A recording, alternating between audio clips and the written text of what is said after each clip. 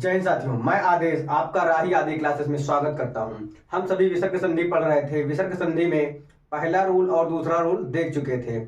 आज हम विसर्ग संधि का तीसरा रूल देखेंगे।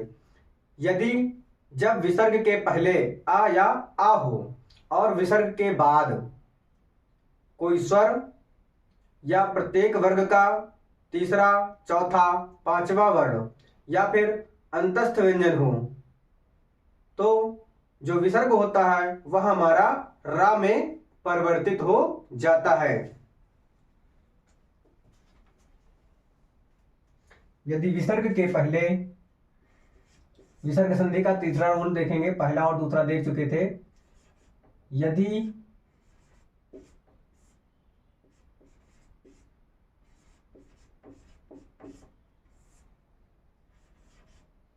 यदि विसर्ग के पहले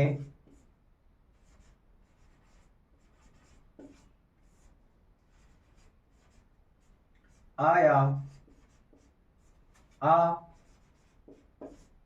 को छोड़कर आया आ को छोड़कर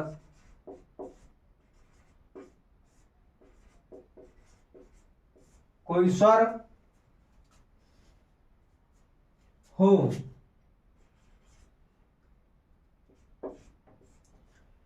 कोई स्वर हो और बाद में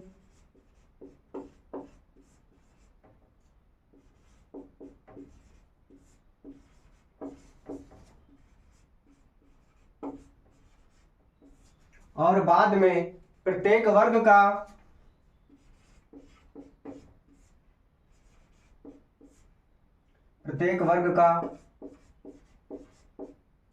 तीसरा,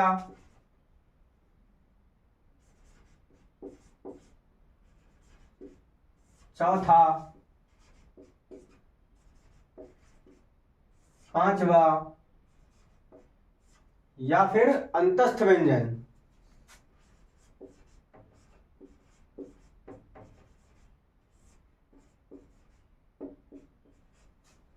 या फिर अंतस्थ व्यंजन या हा हो तो विसर्ग के स्थान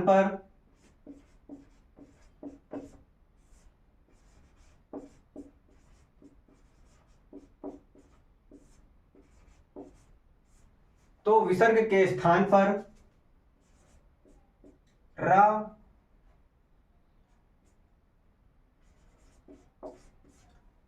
हो जाता है या हो जाएगा।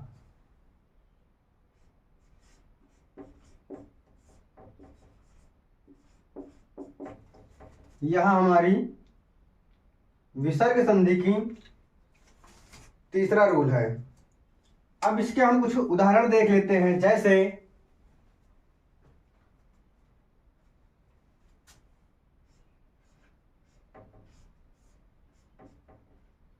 निर्धन,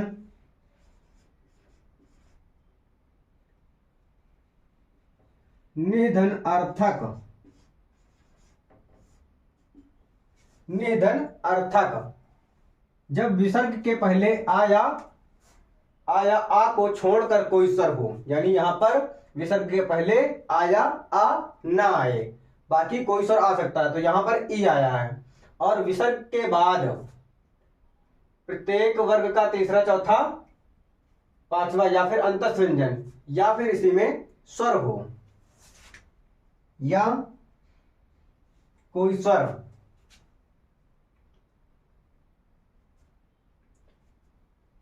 यहां पर हम अगर लिख लें कोई स्वर हो तो कोई स्वर है तो विसर्ग जो है हमारा रा में परिवर्तित होगा। तो हमारा शब्द क्या बनेगा?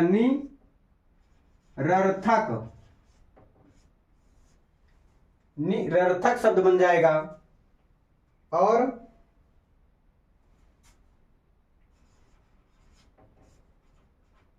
दुधन आत्मा, यहां पर विसर्ग के पहले आ या आ को छोड़कर कोई स्वर उ आया है और तब फिर विसर्ग का हमारा रा में परिवर्तित होगा। तो हमारा शब्द क्या बनेगा? दुरात्मा। दुरात्मा शब्द बन जाएगा। फिर उसके बाद देखते हैं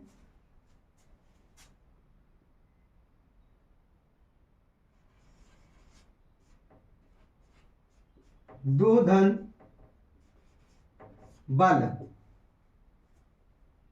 दुधन बल, तो यहां पर विसर्ग के पहले आया आ को छोड़कर कोई स्वर आया है, तो यहां पर उ आया है। तब हमारा विसर्ग के बाद अंतस्थ व्यंजन या फिर प्रत्येक वर्ग का तीसरा चौथा पांचवा वर्ण हो, यहां पर तीसरा वर्ण आया है, तब विसर्ग का रा हो जाएगा। तो हमारा शब्द बनेगा दुर्बल। उसी प्रकार फिर देखते हैं निधन बल, इस बार बनेगा निर्बल। फिर देखते हैं निधन जन।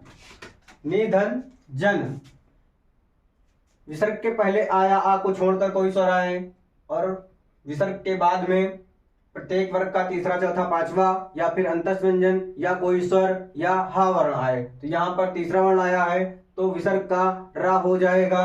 तो यहाँ पर शब्द जब बनेगा तो बनेगा निर्जन। निर्जन शब्द बन जाएगा। अब देखते हैं उसके बाद उसी प्रकार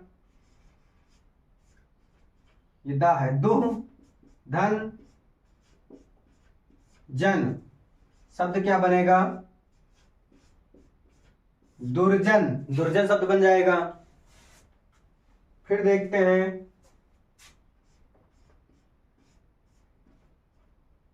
निधन निधन धन, तो इस बार शब्द बनेगा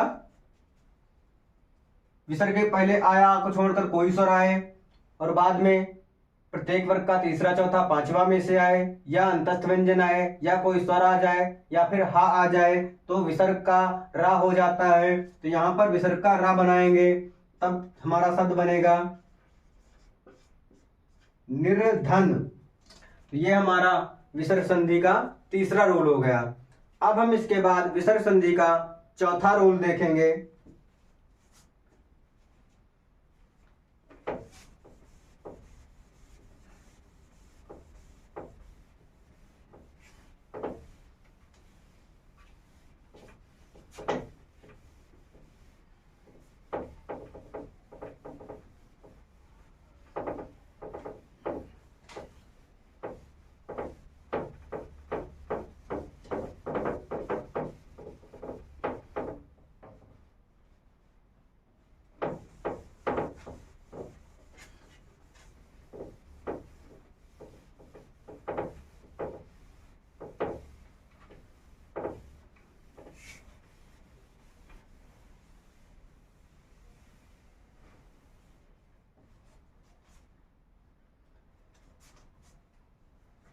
चौथा रूल कहता है यदि विसर्ग के पहले ई या उ हो और विसर्ग के बाद का खा और पा फा हो तो विसर्ग को हम मूर्धन्य सा में परिवर्तित कर देंगे। यदि विसर्ग के पहले, चौथा रूल है, यदि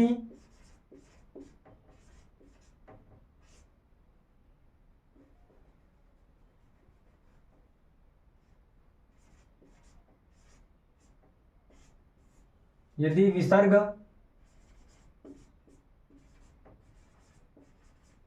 के पहले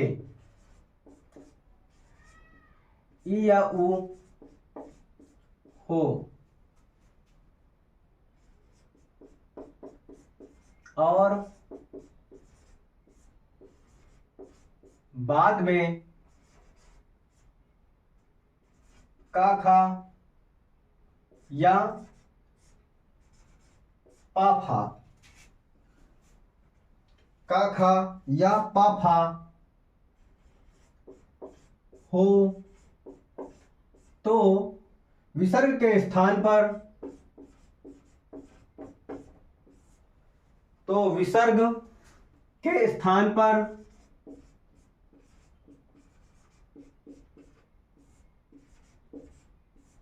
विसर्ग के स्थान पर मूर्धन्य सा होगा।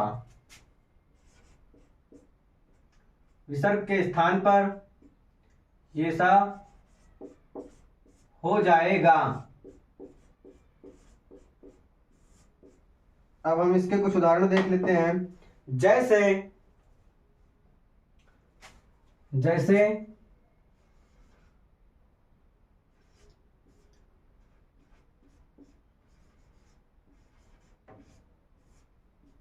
जैसे दुधन कर्म। क्या है परिभाषा? यदि विसर्ग के पहले, यानी रूल क्या बोल रहा है, यदि विसर्ग के पहले ई या उ हो तो ये हमारा विसर्ग हो गया। विसर्ग के पहले उ हो गया और विसर्ग के बाद का खा या पाफा, तो यहां पर विसर्ग है, विसर्ग के बाद का आया है तो विसर्ग के स्थान पर मूर्धन्य सा हो जाएगा। तो हमारा शब्द क्या बनेगा? दुष्कर्म। हमारा शब्द बनेगा दुष्कर्म। फिर उसके बाद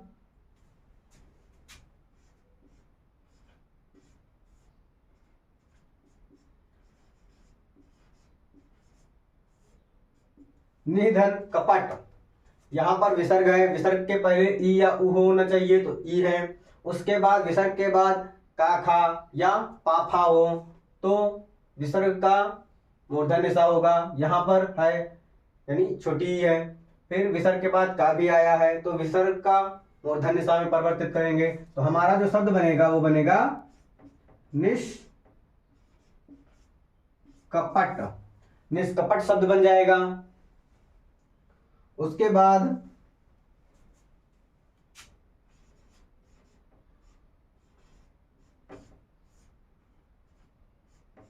आविधन कार। आविधन कार।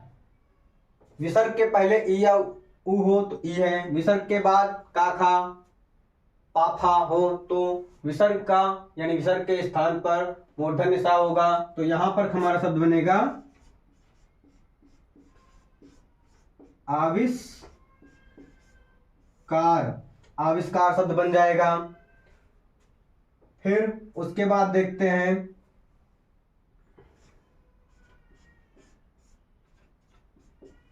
निधन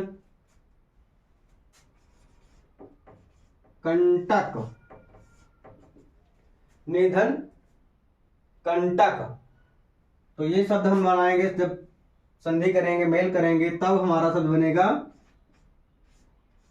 निष्कंटक।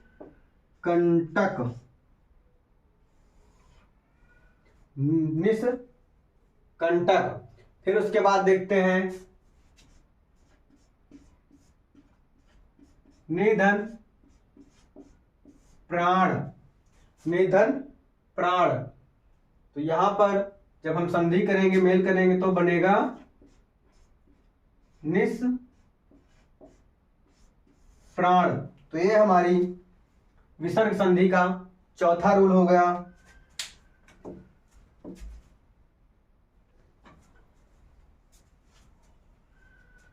आज हम विसर्ग संधि में 4 रूल ही पढ़ेंगे। 4 रूल पढ़ चुके। अब इसके बाद हम कल विसर्ग संधि पढ़ेंगे और कल हमारा विसर्ग संधि समाप्त हो जाएगी। यानी संधि समाप्त, हम लोग वर्णमाला समाप्त कर लिए, समास समाप्त हो गया और कल पढ़ने के बाद संधि भी समाप्त हो जाएगी। इसके पहले विलोम शब्द, पर्यायवाची, तद्भव, तत्सम, योग रूढ़ शब्द, यौगिक शब्द, योग शब्द, ये सब हम पढ़ चुके हैं। आप सभी इन सभी क्लासों को धीरे धीरे करके देख लीजिए और कम टाइम में देखना हो तो इसकी स्पीड थोड़ा सा बढ़ा के सारी क्लासेस को आप देखिए। अब कुछ ही महीने बाद हो सकता है वीडियो का एग्जाम हो और पुलिस की भर्ती भी 35,000 प्लस न्यूज में आ रही है, तो हो सकता है वो भी 3-4 महीने बाद ही आए। तो आप इस क्लास को यानी हिंदी को जो हम पढ़ा रहे हैं आप सभी पूरी क्लास को देख लें। आज की क्लास को यहीं पे समाप्त करते हैं। धन्यवाद।